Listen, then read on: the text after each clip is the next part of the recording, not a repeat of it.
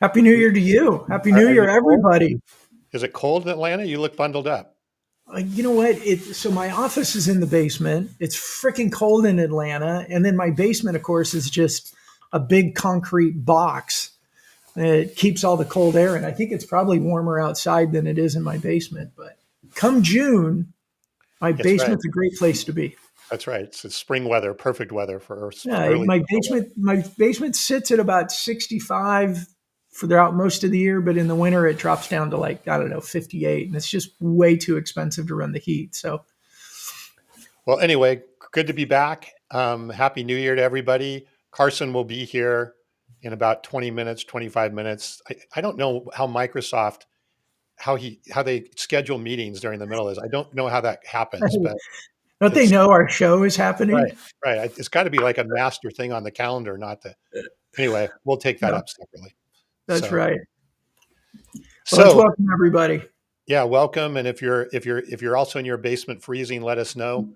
Or Hopefully, we're anywhere. getting chats today because we've had trouble getting the chats come through the last couple times. So hopefully we hear. Oh, there's Bob. Good, good. Happy New Year to you, Bob, as well. So Yeah, so Brandon, we have some news. we do. And we're going to, you see, Butch says it's really cold in Atlanta. He backed you up. Yeah, he backed me up. So, yeah, we So have some news. Are we ready to share it? Too bad yeah, let Carson's not here. yeah. Well, he'll be here, so we'll Yeah. share it again when he gets here. Yeah. See, Tara's in cold Becky says Cincinnati. it's warm in her office in Cincinnati or in North Carolina. Yeah. So I don't know. Well, Becky, so you know, my office was warm with my foot heater until Tom made me turn it off because he could hear it and he didn't want to, ruin the show. So I get to freeze so that our sound is properly done. Yeah, if we Tom's, start getting Tom people, icicles, if you start getting icicles on your beard or something, we'll we'll switch it turn it back back on. on. Yeah. And welcome from Tara as well in Yeah. Cincinnati. All right, well, Brandon, take us. Let's start talking a little bit about the news Yeah. and what we're doing and what 2024 holds. Yeah, and I tell you, it's going to be exciting too. With Bob, Butch, Becky, and probably Tara as well. But I know for sure Bob, Butch, and Becky. I mean, this is kind of their world as well. Look, everybody knows I hate the term social selling. I've hated it for years. I've used it reluctantly. When we started the show, social selling for newbies, I gritted my teeth and said, "Okay, fine, Tom," because it was the right SEO word to use. Um, and then when we moved it again, thanks, Dave. See, Dave loves me. Tom, Yeah, you Dave don't takes love care me. of you. I just Yeah, you don't love me. Dave says I could use my foot heater. Thanks, Dave. Um, Dave, we got to get a call on the calendar. Um, and then when we changed it to social selling 2.0, again, I kind of reluctantly, but like, yeah, I know in theory it's the right SEO term. And I know it's a large search term, but it wasn't the right descriptive term. I think that two things I have wrong with it, and reason why, and I didn't wear my shirt because they're thin little t-shirts and it's too cold. My t-shirts that say social selling sucks was designed to capture attention because people would say, well, aren't you a LinkedIn guy? It's like, yeah, well, LinkedIn is different than social selling in my opinion. And let me tell you why, because you guys know me, I'm not shy with my opinion. And so, look, social selling has been bastardized by lots of people that used it as a term to sell stuff. Let's just leave it at that. Um, but a lot of it wasn't good selling activities. It was pitch slapping. It was messaging at scale. It was let me go, post this brochure and people are going to, send POs out of the sky. Like all these bad, dumb sales activities. And that kind of became what social selling was. And especially for anybody that started in anything in 2014, 2015, 2013, social selling was just a bunch of crap tools and services, in my opinion. So the hangover to the term social selling is still there. And that's why I didn't like it. And really, what we are talking about is sales, but in a modern way because the phones are different. Like, when I started my first call center with outbound sales, We didn't even have caller ID, right? So caller ID and cell phones and people working remotely, all these things are changing it. So I like the term modern selling because it's true. The hard part is, what the heck does modern mean? Am I on target here, Tom? No, I think that's a part of it. So, and I'll back up for a minute, just so that everyone kind of has some context. So, we are changing the name of the show sometime this month. There's some logistics we have to work through, everything like that. But sometime in the month of January, the show will be changed to Mastering Modern Selling, and the tagline, I want to make sure I get it right, Mm-hmm. is Relationship. Relationships, Social, and AI and the Buyer-Centric Age.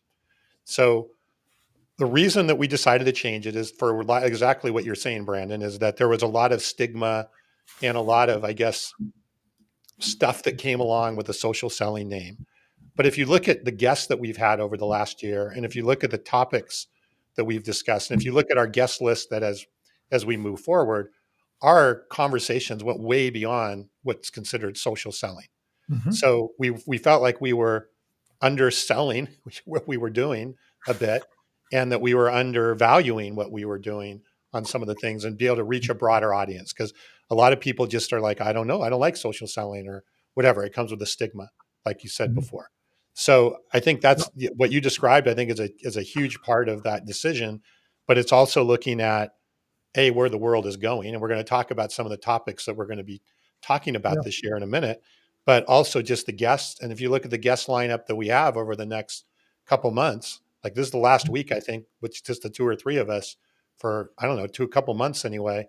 These are not just social selling people. These are CEOs. These are business owners. These are all over Mm-hmm. the different place that are experts in their own right on what they're doing in modern selling and Mm-hmm. using modern sales techniques. So a bit Yeah, more. yeah, because I think, selling has become a team sport. And that's not fair to say, because selling always was part of the team. You could pull in your CEO to go help close an important deal, right? Years ago, if you were traveling or getting in a car and things like that. The difference now is modern selling is about reputation. You can call it a personal brand, but it's about reputation. Is your C suite known in the industry? Are they creating thought leadership content? Are they engaging with other people online so that they and therefore their brand are known? Is your C-suite presence on LinkedIn such that when your HR department goes and recruits talent, that the talent's like, oh, I know who your CEO is, or do they go, what's your company again? Right? Because the first thing people do when whether it's a prospect, you're getting recruited, it's a potential vendor, anything, is we go to LinkedIn and we go, who are these people? Right? Who are they? And if you don't have a presence, you don't have a reputation, nobody knows about you, and you're not starting at zero, you're starting at negative numbers, in my opinion. Because if your competitor, the C suite, is active, they're creating content, they're doing videos, the company has a show, more people on the team are active in social and building reputation and conversation and all that, they're going to win. Yeah, and They're going that to is win. modern, and that's modern, right? And that's That's modern. right. So, so let's talk about some of the topics and conversations that we're going to be having here And coming up. can I throw this out, especially like Becky and Butch and Bob and others that are on there that I don't see. If you're in sales, or you're in sales training, or you're in sales leadership, I'd really love to hear, whether it's here in the comments or direct message me. Like, I am genuinely curious, because I think we're at a tipping point, or a turning point, if you will. And it comes to the topics that you want to talk about, Tom. When you say a turning point, meaning just that we are at a tipping point in terms of maybe our tolerance for keep doing the same thing and expecting a different results. That as an not just as an individual, but as an industry, we're really realizing that we're just not going back to the way that it was 5 years ago or Yeah, 4 years ago. Or Yeah, and here's what I mean by that in detail too is for the last several years I've been pounding the drum that sales has changed, the buyer journey has changed, all of this, and I truly believed what I was saying. But when I started talking to more people, um, they could agree with it, but it wasn't enough that they were willing to make changes. A lot of people weren't willing to make changes. Then COVID threw everything into a tailspin because even if your sales weren't producing like you needed them to, you had an excuse. It had nothing to do with the way we sold. It had to do with COVID. COVID, it'll go back to normal. We heard that a lot. We're just waiting for it to go back to normal. We're holding on through 2020, hoping 2021 is going to go back to normal. Okay, well, now we're 21, 22, 23 through it. We're 3 years through it. And I think now people are facing their biggest fear, which is our sales motions are not producing. And I don't believe we're going back to whatever normal was. And I think now more people, out of necessity, not out of innovation or want, they're being forced into having new conversations. And not to use names, but we have a couple of new clients coming on with Fist Bump with some of our concierge services that they'll tell you they're doing this kicking and screaming because they didn't want to change. They wanted to stick with the old stuff of let's go make 50 calls, let's get on a plane, let's take people to events and do things the old way because I like doing it that way. But they've just run out of runway of hoping that that's going to turn a corner. Yeah, no, I think for sure there's a realization, I guess I see it in conversations that we've had with people, is there's definitely a realization that we've got to do something different. Mm-hmm. I think that everyone is I think there's degrees of how much change that people are willing to do at one time, but they're willing to at least look at some things differently. Mm-hmm. And that's exactly what what I really want this show to be over the next year, is really helping to provide with not only with just us, but with our guests, to get people comfortable about that and comfortable with making that change and that shift and so forth.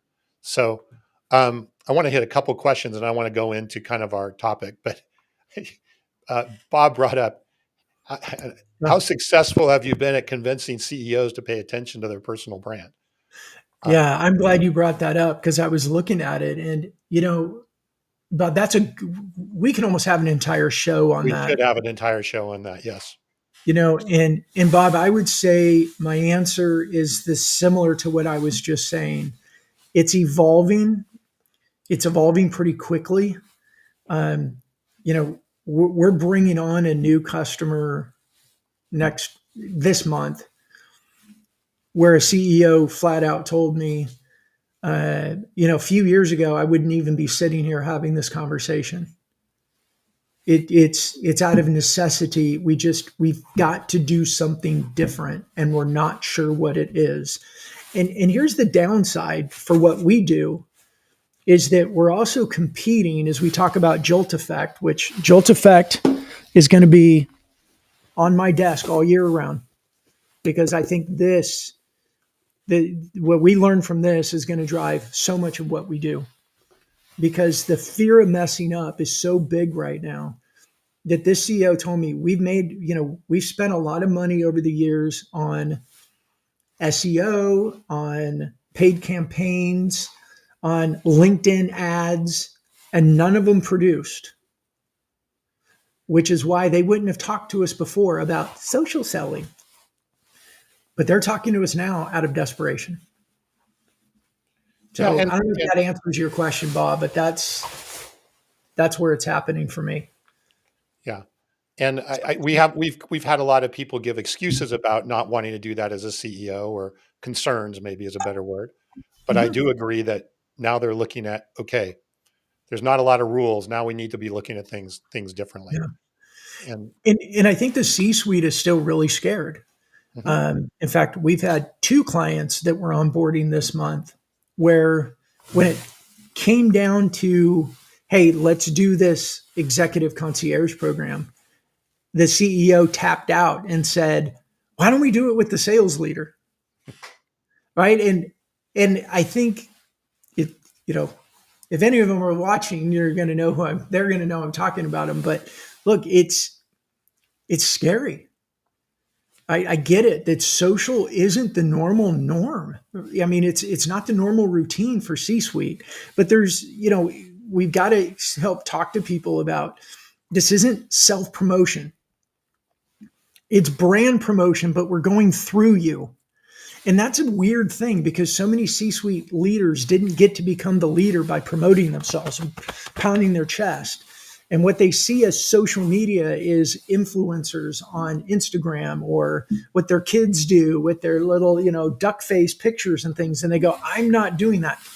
Yeah, we're not asking you to do that. So it's still, Bob, it's ongoing conversation. It's an education process. It's getting them comfortable. I think the fact that, Tom and I have gray in our beards, it's helping, and we're helping them get comfortable with what we're talking about and how it works. But it's still scary. And Yep. they're still fighting the client. I don't think two of the customers we've added this month are doing this out of excitement. They're doing it out of necessity. But we need to make it excitement. We'll Yeah. make it exciting. Yeah. So I want to hit on a couple of things and then we'll go back. I want to make sure I say your name right, Hayer. But I think she brings up some great points here. The reasons why sales strategies change, right? Market dynamics, technology advancement, competitive landscape, customer expectations, all of those things have come together over the last period of time to create this perfect storm. Yeah. And That is so good. Yeah, I don't know her, and hopefully we're pronouncing her name right. But I want to that spot on. yep, yep. And then another comment from Bob here, right? The basics have not changed, which we're going to get back to in a minute. It's still human to human communication, which is modern selling, can also mean revisiting what hasn't changed. I think that is super important because we are going to incorporate into modern selling the fundamentals of what hasn't changed. Yeah, that's a great transition for us. Thanks, Yeah. Bob. Way to tee it up. And Jeff, I see your comment on there. Thank you so much for that encouragement. I really appreciate it. And um, yeah, I believe that this is a part of modern selling as well. When pre-social days, if you will, know, like, and trust. We took customers to lunch. We took them to dinner. We went golfing. We went to ball games, and we self-disclosed. We shared and we asked them questions about themselves. And, oh, tell me about your family. Oh, your kids are in high school. Where do they go to school? What do they do? Are they into sports? Oh, they're in the band. They're in theater, whatever. We met people human to human. With social media, when it started, everything was, let me just go post the best versions of myself. And as I said, everyone hid behind their title, right? Oh, look what I do for work. Look at my career. Look how successful I've been. But that's never been a part of sales. Like it always came later. And we have this opportunity with social through publishing post that talks about who we are as human beings, what we do as a volunteer, what we do with our family. Now, yeah, bring it back. This isn't Facebook. I'm not taking pictures of my meal and telling everybody to go eat at, Bob's Big Boy or whatever. But sharing who we are helps people get to know us because know, like, and trust is still very important. And it comes to one of the first things that we've talked about, which is building relationships is important again. So let's go back and kind of reverse engineer our title of our new title anyway, or our new Okay. tag. So again, the new title is going to be Mastering Modern Selling, Relationships, Social, and AI in the Buyer-Centric Age. So let's start with that last term, Buyer-Centric Age. And let's kind of work backwards on that because it's certainly something we've talked about. It's something I'm pretty passionate about. I wrote a book on the subject. Is Brandon, what do we mean, kind of at a high level, what do we mean by the buyer-centric age? What are we talking about when we use that term? Yeah, and I think, Tom, you said this in one of our internal meeting conversations is buyer centric or the buyer journey is a lot like losing weight, right? In that most of us all agree, oh, yeah, I could probably lose some weight. And we could even agree that, we should be doing X, Y, or Z to lose weight, but we don't actually do anything about it. Most of us just don't do anything about it. And you're spot on. I think the buyer journey or buyer centric is something that gets a lot of head nods, gets a lot of lip service, but then companies go back to their seller centric actions because it's what they know. It's the KPIs they've always used. And it feels like something they can control. And I guess they can. You can control it, right? If the KPIs make 100 calls a day, you can tell if somebody made 100 calls a day. Now, it doesn't mean the 100 calls were worth a damn or done anything for you, but you could judge and count and quantify if somebody made 100 calls a day. So the buyer centric era or age is truly accepting that the buyers are in control and we can't force them into our linear sales motions and expect them to have a good buying experience. How's that for my definition or the way I Well, explain I think that's great. And it's not just their buying experiences. We can expect that we can get a result or a forecastable, predictable revenue model. it? Mm-hmm. Right? That is the challenge of forcing the buyer into our seller centric process. And then we use that process for our forecasting, right? We Right, use that for our pipelines and everything. That is our pipeline, so to speak. right, And the problem is that then we believe that that is the basis of our forecast, when in fact, in reality, the buyer isn't going, yes, Brandon, I'm going to follow your seller, mm-hmm. your process that you're going to go through. And I know I'm in stage 3. So yeah, I'm probably at 75%. You can put me in there at 70. That's not the way they're looking at the world. Yeah, Right. yeah. So Like I was on a call with a sales leader a couple hours ago, and one of the things he said was, which was awesome. He said, the thing that's driven companies that I've worked for nuts until they see my whole process is the people I talk to this year start buying from me next year. But I'm always the number one sales rep. Right? What he's saying there is he's allowing the buyers to lead the process. And a lot of times it takes that long for them to get comfortable, but he stays in communication with them. He builds relationship with them and allows the buyer to go at their pace. But the cool thing with that process is he's always with them. well, and he's hopefully influencing them Of course. and potentially accelerating that pace through that influence. Right. Right. So again, we want to Absolutely. make sure it's not like, oh, I'm just going to sit back and wait for it to Right. happen. There's definitely you're definitely controlling or influencing the process. It's just Right. facilitating versus controlling through your process there. Right. And in a lot of seller centric linear models is get them through the next 30 days. Right. If they're not ready to buy, move on. Yeah. Well, you're going to lose a lot of opportunity because buyers aren't going to play your fabricated 30 days or 60-day cycle. They're going to play in the cycle that is best for them. And if you don't have systems in place that allow for that, your sales team's going to have a lot of wasted energy and a lot of wasted activity.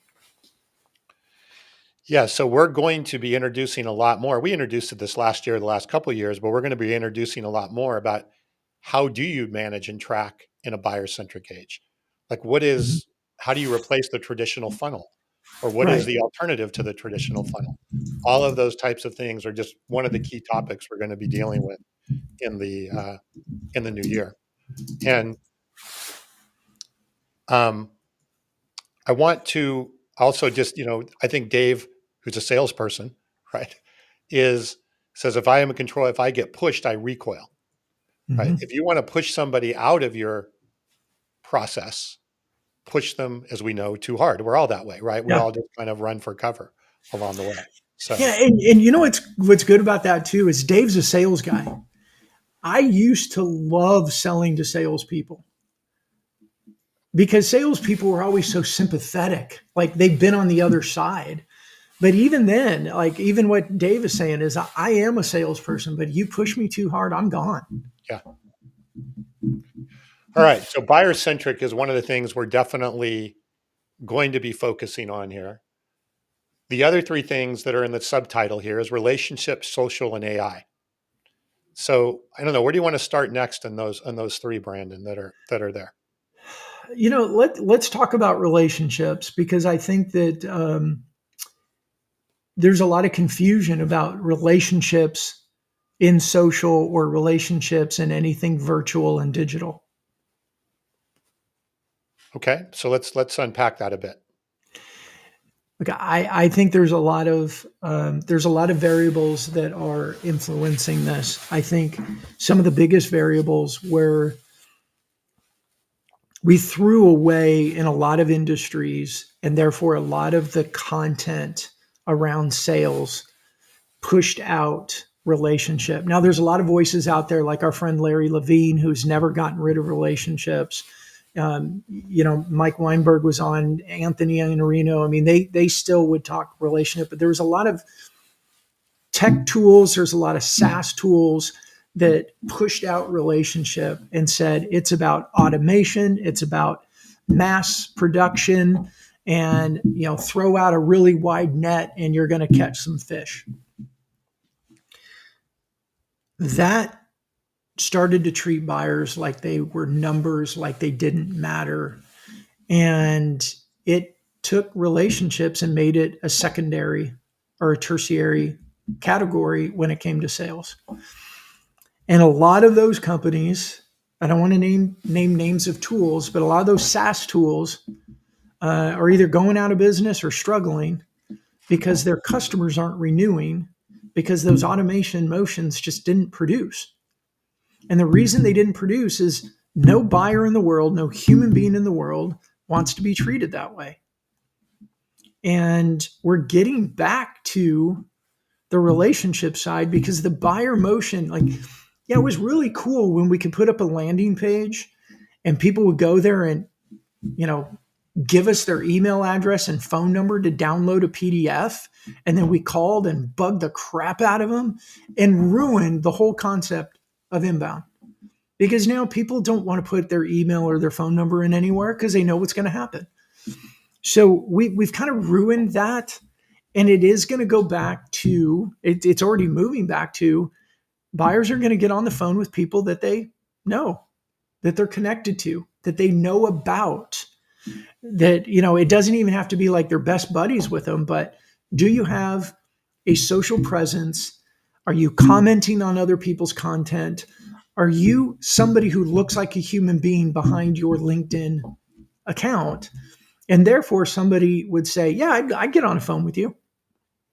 Well, and you were telling me before the show, right, before we started here, is that you're getting now several conversations, phone conversations each day that entirely 100% emanated from your LinkedIn Mm-hmm. work, right? Yep. So no paid ads, no whatever, no email blasts, none of it's all entirely from that.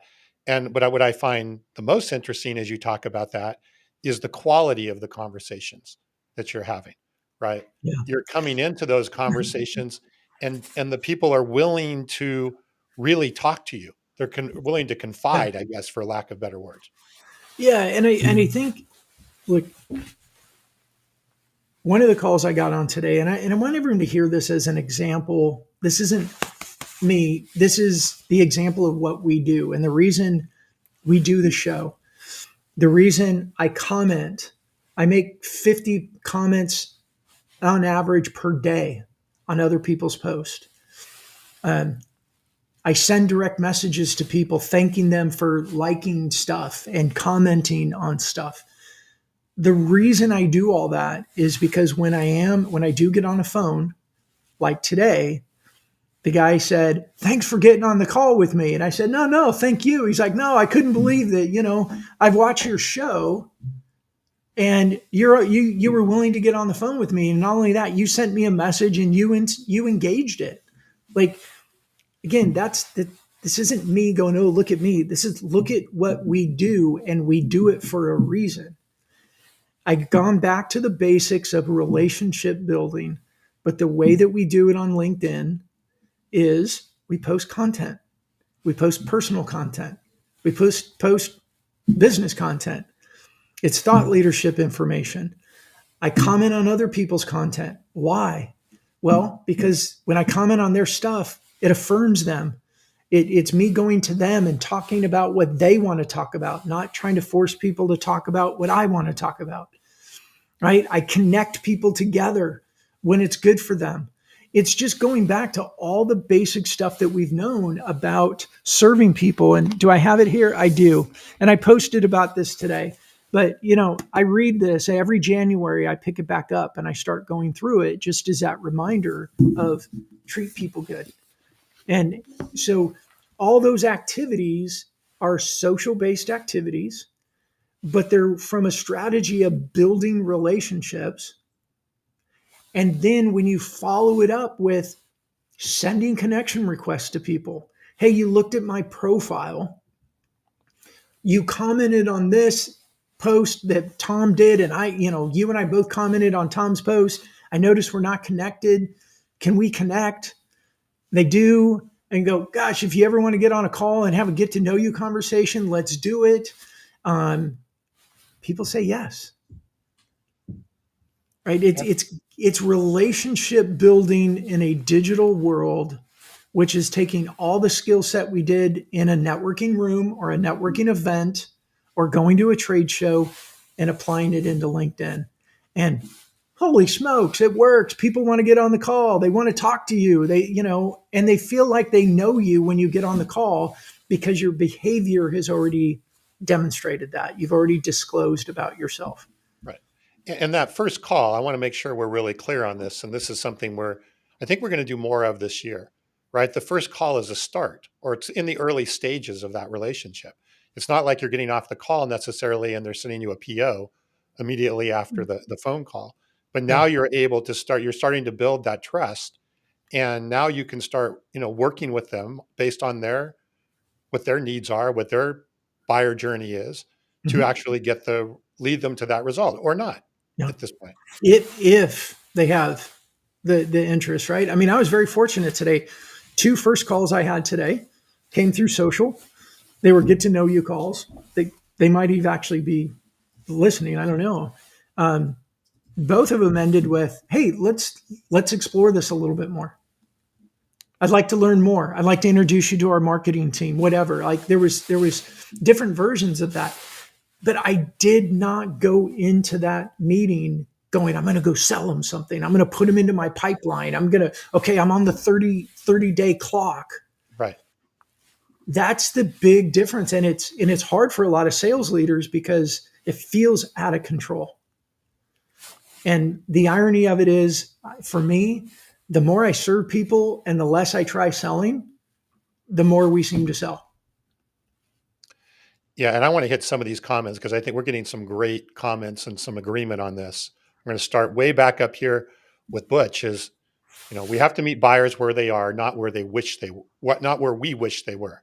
I That's think that's a really, really good point. Well, and you know Um, what I like about that, real quick, Butch, you say that's another one of those things. It is so important and so relevant, and it's one of those statements that we can very easily give lip service to and just move on. yeah. Well, it's like the losing weight thing we talked about, right? Right? Does your sales motions, does your sales activities, are your KPIs, are all these things consistent with that statement, or do we say that statement flippantly, and then go over here and okay, 100 KPIs, make 100 calls, da da da da da. Right. So if anybody wants to sell something to Dave, um, he says it's pretty simple. All you have to do is allow me to know you, like you, and trust you at my pace, and I'm an easy sale. So there you go, right? I mean, and it's true though. I mean, it really is true. And I thought Bob's comment here was great as well. How we, over rotated on the science of selling it, treating it as a numbers game, and forgotten the artistic aspects Yeah. of selling, I or think the that's spot on. I mean, I think a lot of, I mean, we, Tom helped me out. I just blanked on the book around the SDR model that came out of predictable Salesforce, revenue. predictable revenue, right? Predictable revenue came out and we quantified everything, right? That's what a BDR SDR model was. Oh, just put a bunch of young people on the phone and pound, pound, pound and ask for demos and then hand them off to the SDR, or the BDR from the SDR. And it was a quantified game, and we forgot all about the art, you know, the art of selling, Yeah. the art of relationship building, the art of just treating people well and not treating them like they're a number. And Jeff has made a couple of really good examples. Go check them out in the comment. I won't read them all here. Of a couple of people that have really are doing this well, right? That are really building their personal brand and have used that to really, really expand not only just the sales, but their business in general. Um, Mark, our friend Mark, quality, quality, quality, then you will show up as a worthy advisor. And I Quality love over it. quantity is, Yeah. we've hit that a lot of different times here. Um, Another friend of ours, Chris, access to folks on the platform is quite amazing. And Bob again, putting social back into social media. Mhm. So that would be, and thank you for these comments. These are great. I feel like I'm like way behind on some of these things that are here. Um, Nordair, thank you. Very cool conversation. And last, we'll serve here with Bob because he has a music reference, and we haven't done a good job with our movie references today with 38 Special. Just hold on loosely, but don't let go. If you cling too tightly, you're going to lose control. All right. There we go. Good 38 special reference. Dang, we're going All to right. move this year out of movies into And the music. music. That's not a bad idea, actually. Oh, I'd No, be no. horrible at that one. But So let's talk a little bit about the other. So we've talked about buyer centric. We've talked about relationships. We also use this word AI in our mhm. tagline here. And I'm sure some people are like, well, isn't that just completely counterintuitive to everything that we've just talked about Yeah, here and so forth? Um, I was, I was pulling up some posts. There was a post this morning. Oh, I think I lost it. I tried to save it, but it was basically a let's bash AI post that AI comments are, they're easy to spot, they're lame, they're a waste of time, blah, blah, blah, blah, blah. And I think that's a lot of the emotion around AI right now. well, I think AI has been pigeonholed a bit in the sales world into a very specific use case, which is writing LinkedIn posts or writing comments or even writing emails or things like that. What we're really going to, and this is sort of, hey, look who's here. Carson, what's Hey, your take Mr. on this? I agree. I agree with Brandon. I think he's sounding and looking brilliant today. Hetty. Thanks, Carson. I appreciate that. Carson's been going through this with me, and he knows how to get influence over me. Just compliment me a little bit, and I'm all his. I gotta say, I recommend that book frequently, just in my career, to folks that have been on my team, folks that I'm mentoring, because really, I think that's where it all begins. It's so critical to get that core foundation. Obviously, Yeah. that's what we're all doing right now is we start Q1, right? Kind of setting the foundation for success. That's where it all starts, is understanding the art of influence. Yeah. Good stuff. Great to see you Let's guys. Happy New Good to Year. see you too. Yeah, no, We happy New we Year. were we were wondering, Carson, how do we get on the mastered Microsoft calendar so they don't accidentally book you during our show time? Like, don't they know when our show is every week? Yeah, it's rare that I have to. Sometimes I got to prioritize my day gig over this, right? So we had a leadership call, and couldn't miss that. So Yeah. kind of kicking off the new year, but yeah, I'm excited that I work with guys like you that don't care when I show up. I mean, if only every job was like my co-hosting duties on this show. Well, the salary we pay you is diddly squat. So, It's commensurate with my it's experience. easy to be flexible. Well, Tom, jump us back in because Yeah. I can't wait to hear what Carson has to Yeah. say So, about. so Carson, we've had a ton of great comments today. We talked about the renaming of the show and, What? change. Yeah. Sorry, I couldn't resist. Yeah. Can you tell everybody? So we talked about the renaming of the show, mastering social selling, relationships, social and AI. What? Not social selling. Modern. Did I say social selling? Oh my God. Oh, Now's the time to get the kinks That's worked right. out, Tom. Right. This is Oh like boy. training wheels on. Next time, it's like full guns that's ablaze. it. All right. I'm going to try this one more time. Mastering modern selling, right? With the tagline relationships, social and AI in the buyer-centric age. So what we've been doing is kind of dissecting and reverse engineering that title. We talked a little bit about what we meant about buyer-centric. We talked a little bit about relationships, and we were just about ready to start talking about AI when you came.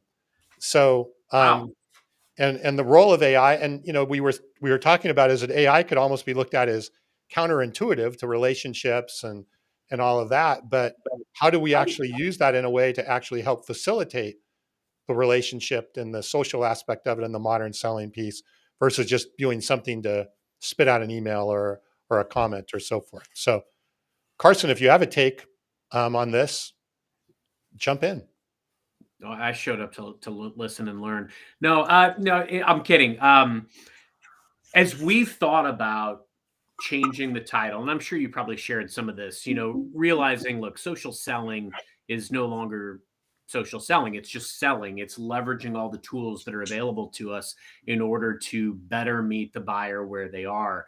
And I think that's what really led us down this path. We started to really think about what does it mean to be buyer centric? How can you leverage technology in order to be more buyer centric in your approach? Buyers are leveraging AI right now to arm themselves with information in order to, and they're exploring, right? They're also exploring ways that they can leverage artificial intelligence. And so, as we start to think about ways that not only AI can help our approach, automating tasks that are, maybe redundant, giving us more time. I was reading a statistic, I think earlier today in an article that was in Business Insider that AI is currently saving salespeople 2 hours a day. And just being able to automate different tasks, automating tasks through the CRM. I have my own AI tools that are within not only my CRM, but also some of my LinkedIn tools, Sales Navigator, tools like Humantic that I talked about on this show. So I think those are the key things. And where AI is going to help us is giving us readily accessible data so that we can show up sooner. We can have actionable insights. Wow, this person, I can go into my sales navigator and it shows that they are a prime buyer or they have, higher propensity to engage with my organization because of some of their activity or who they're following in my organization, et cetera, all the way to, being able to ask AI about different ways that I could show up.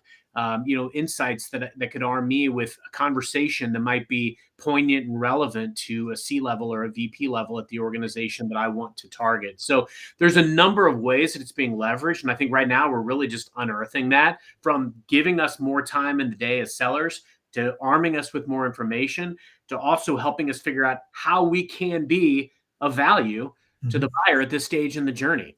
And that's the last piece of the puzzle is buyers are the ones that are really in the driver's seat right now. Anything that we can do to help that drive go smoothly and go back to what we talk about, it feels like every week now, right, Brandon, about the jolt effect. And as we de-risk the decision for that buyer, that's how everybody wins. Yeah. Yeah. And I want to add this to it. And Carson, that was excellent. When it comes to generative AI, I'm seeing a lot of content, a lot of opinions of AI generated comments are bad, they're generic, You can spot them a million miles away. I saw one comment on, I saw a post. It was like, AI comments and posts are horrible, bad, da da da. And one of the comments was 1,000%. They're the easiest thing to spot. Okay, everybody, take a breath, take a chill pill, and relax, because some of the first tools that came on the market were all the people trying to make a fast buck, leveraging AI and selling crappy tools, right? And now we got this whole group of people like, oh, I tried it and it didn't work. What else does that sound like? Like, didn't we just learn? We just did that when they came out with the crappy LinkedIn tools that pitch slapped everybody in our network. That, oh, I'm going to have this tool that's going to go automatically like a bunch of stuff. And yeah, you feel good about the activity, but it's not the right activity. It's not working. Slow down a little bit. There's great generative AI tools that are happening, that are being built right now, that are coming out on the market. Carson just rattled off like 5 of them that he uses. And I beg anybody to argue Carson's success and tell him he's wrong with the AI tools that he's using. And just bring the tone down a little bit and start using tools that are going to help you, and don't throw all AI in the bucket of that's a bunch of crap because I tried something 3 months ago, 5 months ago, and it sucked. And I'll stop there for a little bit because it pisses me off. How do you really feel? How do you really feel about fired this? up again? I'm glad I made it to this episode. That's important. Carson, he was like really calm until you got here. I don't know. It's like all this. I have that effect on people.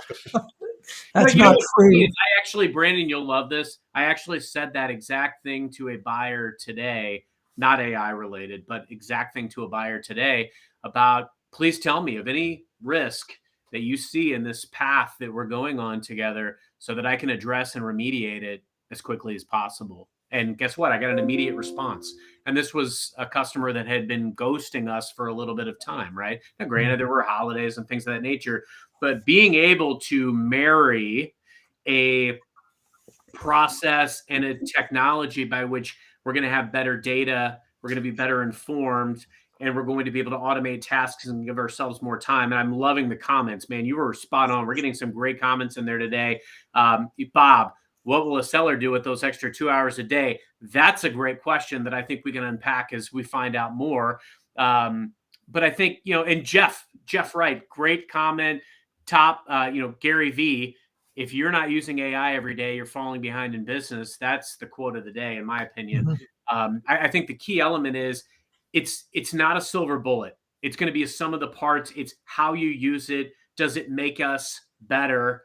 I'm sure that when somebody decided to create the sand wedge, they realized that it would give you an ability to get out of the bunker, which I need greatly more frequently than maybe using the pitching wedge, but you can't play your whole game with that. You might be able to play with a rake if you're tin cup. There's my movie reference, but you're not going to be able to change the game with just AI. You've got to use it right. And we're figuring that out. I love the fact that there's people that are tinkering with it.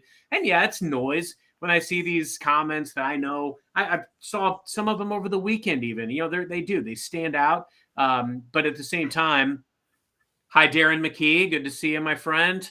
We got to get you back this year. You guys brought out the big guns today in the comments. But no, those are some of my thoughts. I love what you said, Brandon. Well, and I think the AI, frankly, is probably my biggest passion for 2024, as Brandon knows. And I really believe that through the intelligent use of AI and the good use of AI, you are going to have a huge potentially efficiency gain, just like Bob's saying, is what am I going to do with all these extra hours? I'm sure we'll find something to do with them.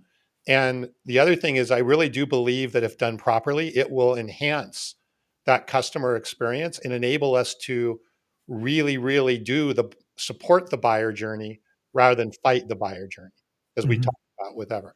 It's going to allow us to provide that experience to the buyer in their journey, in their thing, but at the same time, allow us as sales or as businesses to actually have the ability to forecast, predict, and everything that we need to run a business. So I really think that AI is going to be the catalyst to do a lot of those things. And AI, as we know it right now with Chat GPT, compared to what it'll be in 6 to 9 months, is going to be very different. And Another cool thing that I know Brandon talks about a lot too is the alignment with sales and marketing and how we're gonna have to work very closely together. And it's great. And again, I know that I am way off the beaten path when it comes to enterprise selling as an example, but I've been working very closely with marketing at my organization for the last several years. And what's fascinating to me right now is that we are gaining so much time because of what we're able to do from an AI perspective to create content and to get it out on social, to create internal curated posts that our employees can pick up, but also creating content that can go directly to customers. We're creating our own newsletters, but I have a weekly huddle with marketing so that we can get exactly what we need, create it together, make sure we're staying aligned with goals. So when you think about that time that you're freeing up, how can you use it to really align to the core pillars that are going to make you more successful this year? What are going to be the key relationships internally and also externally that you can create with that extra time? Yeah, Carson, it just dawned on me too, as we on this show we talk like you're the enterprise sales guy. I focus more on SMB on the sales side. Tom brings in the tech and the marketing side. AI for smaller companies is going to be a great equalizer. If you want a sales and marketing fusion, symmetry relationship like Carson has with his marketing team at Microsoft, and the tendency is going to be, I really can't wait to read that comment. You guys both snickered, and I can't pay attention to it yet. But Larry's back, good. But look, if as an SMB, if you want to have a system like what Carson has at Microsoft, right? The tendency is to say, oh, well, of course, Carson has that at Microsoft.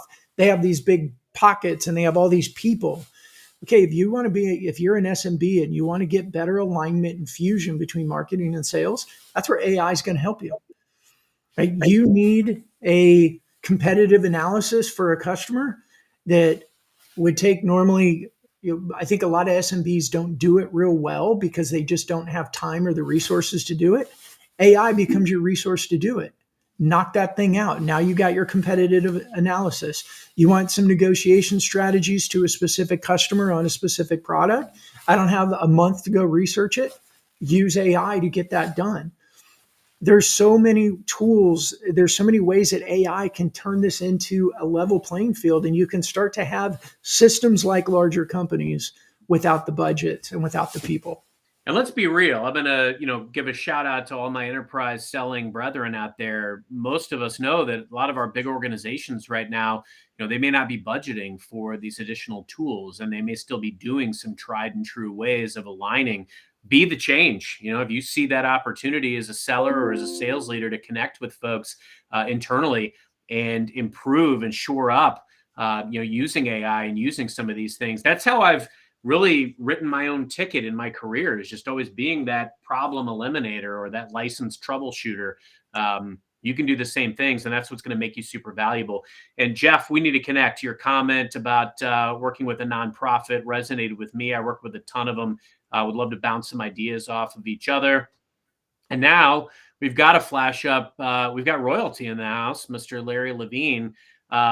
Larry, you're spot on. And I think what this really speaks to, and definitely want to get Brandon and Tom's thoughts, but I mean, my first thought when I read this is it goes back to everything that Larry lives and embodies and teaches and preaches and writes about.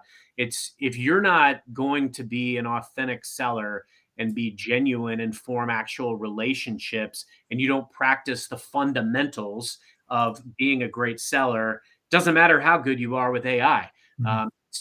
We talk a lot on this show about how technology can help you open doors that wouldn't have been open to you otherwise, or find people that you may not have been able to connect with otherwise. But if you don't earn the right to be that trusted advisor, invest in the relationship, show up with value, serve them, try to deliver a win, you're dead on arrival. And at the same time, if we've got some AI generated content, if a salesperson takes it, publishes and press send, throws it in an email and press send, and doesn't actually read it to educate themselves, then that's their mistake, right? Let AI help you in creating things, but then consume your own content and learn it, educate yourself so that as you move forward, you're that much more well equipped. And I think that's what we've got to be careful. It's not just, hey, AI produce this for me and send it out. I guess some people can do that. But if you're using AI and then you actually consume it, you're educating yourself faster than you would otherwise. Okay, so I live in a house dominated by females. My wife and 3 daughters. Even the pets were girls until I finally convinced the family to get a boy cat. But I've always heard that the trick to wearing makeup is to make it look like you're not wearing any. The trick to leveraging AI is to make it look like you're not using any. I use AI constantly, and I would bet you that most people would never detect the difference. And it's subtle things. It's maybe leveraging an old transcript of something that I said on a show that I did 2 years ago and turning that into today's post, which I did, by the way.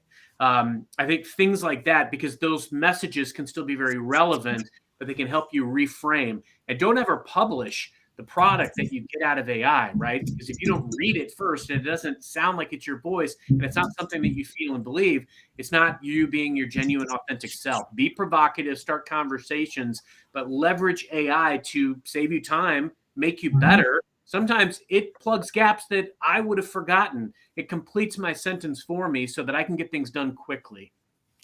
Well, I think Larry said it perfectly. No more empty AI. So Yeah. New Larry hashtag. That's right.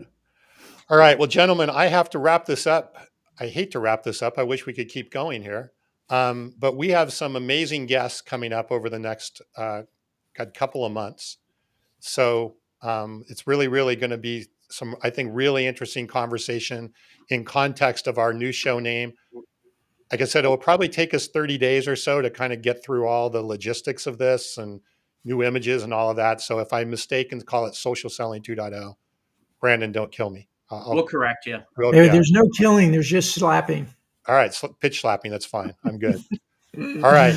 Well, wonderful, awesome comments today. Thank you for everybody for joining us this year. Happy New Year to everybody. Brandon, Carson, any final words before we sign off? Bring it home, Carson. Until next time, happy modern selling.